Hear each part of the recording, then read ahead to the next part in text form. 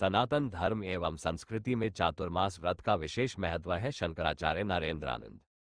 शेखर पांडेय की रिपोर्ट। निष्पक्ष Kashi news channel को लाइक, शेयर, सब्सक्राइब करें और खबरों से जुड़े रहे।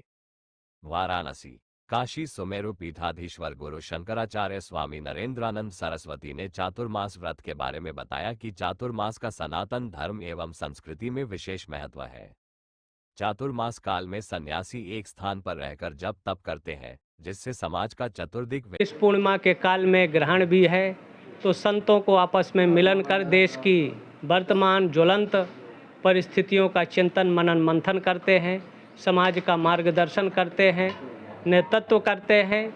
तो आज की जो परिस्थितियां हैं, सरकारी नियंत्रण से मंदिरों को मुक्त होना चाहिए। मंदिर अगर मुक्त होंगे तभी देश सुरक्षित और संरक्षित रहेगा। हाँ, और उस मंदिरों का उपयोग धन सनातनियों के हित में होना चाहिए।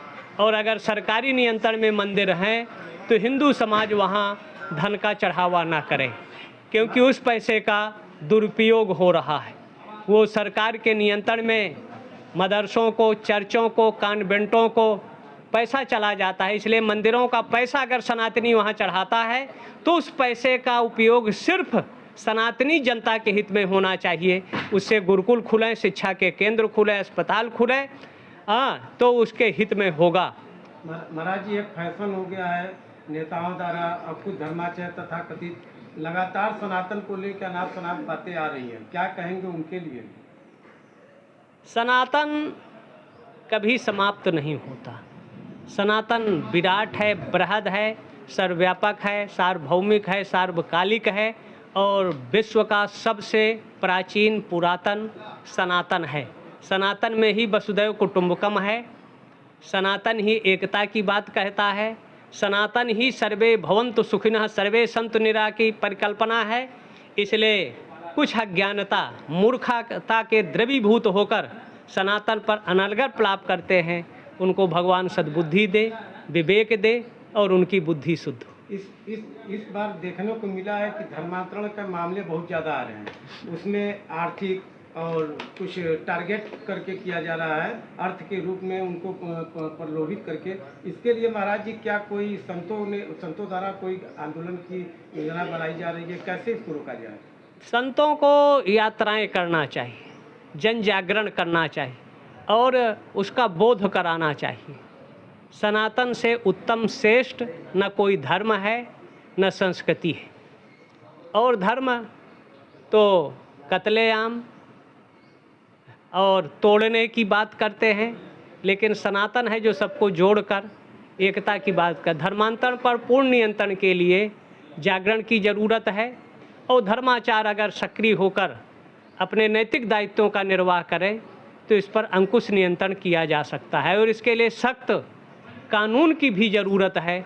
सख्त कानून होगा तो निश्चित है इस पर नियंत्रण और कंट्रोल होगा। जो धर्मांतरण कराए, धर्मांतरण का मतलब ये राष्ट्रांतरण और देशद्रोह की श्रेणी में आता है। यहाँ के व्यक्ति को धर्म का बदलवा कर इस देश का शत्रु बना दिया जाता है, तो एक तरह से राष्ट्रांतरण है, देशद्रोह की श्रेणी में आता है। उसको आजीवन, जो धर्मांतरण कराए उसको आजीवन कारावास हो, उसकी संपत्ति जब्त किया जाए और उसकी दैनिक क्रियाकलापों पर पूर्णतया प्रतिबंधित किया जाए, तभी इस पर अंकुश लगाया जा सकता है। कुछ कथावाचक और कुछ भविष्यवक्ता है, ये निरंतर बता रहे हैं कि कलयुग का अंत हो चुका है, कल्कि महाराज का जन्म हो चुका है, इस पर क्या कहेंगे महाराज?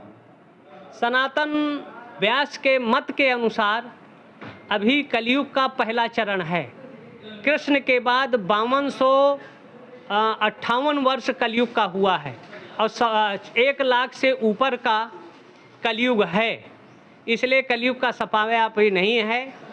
और कलयुग का जब अंत होगा तो कली का जब प्रादुर्भाव होगा तो जो विभिन्न तरह का कहीं अतिवृष्टि, अनावृष्टि, भूकंप, ये सब नहीं होगा। इसलिए अभी कलयुग का पहला चरण भी नहीं पूरा हुआ है।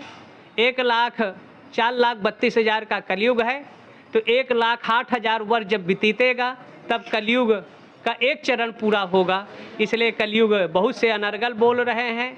अब वो हो सकता है भाई किसी का लेकिन हमारा जो सनातन धर्म है, भगवान व्यास के पुराण धर्म शास्त्रों के अनुसार अभी कलयुग का पहला चरण भी नहीं व्यतीत हुआ। महाराज जी क्या कहेंगे उन नेताओं को और अपने हिंदू समाज से क्या संदेश देना चाहेंगे उनके लिए? सबको मिलजुल कर रहें।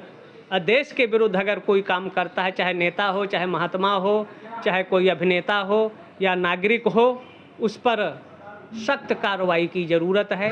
उसको 3rd डिग्री का प्रयोग करना चाहिए, आजीवन जेल में डाल देना चाहिए और उनकी संपत्ति जब्त कर लेना चाहिए। तभी धर्मांतरण जैसे मुद्दे पर अंकुश नियंत्रण किया जा सकता है। कौरव और पांडव आपस में लड़ते थे, एक तरफ 5 और एक तरफ 100, और अगर तीसरी शक्ति के साथ विरोध होता था तो अन्य तु विवादस्तु मयम पंचोत 105 हो जाते थे।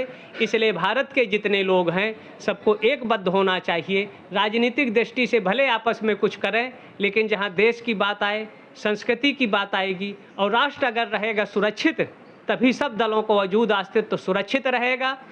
और अगर देश ही नहीं रहेगा तो हर राजनीतिक दल का वजूद अस्तित्व समाप्त हो जाएगा। इसलिए देश हित में सबको काम करना चाहिए, मिलजुल कर करना चाहिए और परिष्कृत शब्दों का प्रयोग राजनेताओं को करना चाहिए। ये अनर्गल कुत्तों जैसे लड़ाई नहीं लड़ना चाहिए। परिष्कृत शब्दों का अगर प्रयोग करेंगे तो देश का माहौल खराब नहीं होगा, एकता अखंडता बनी रहेगी। जी महाराज जी, आज साधु भंडारा हुआ है आश्रम में और साधु समागम भी हुआ है, क्या कहेंगे?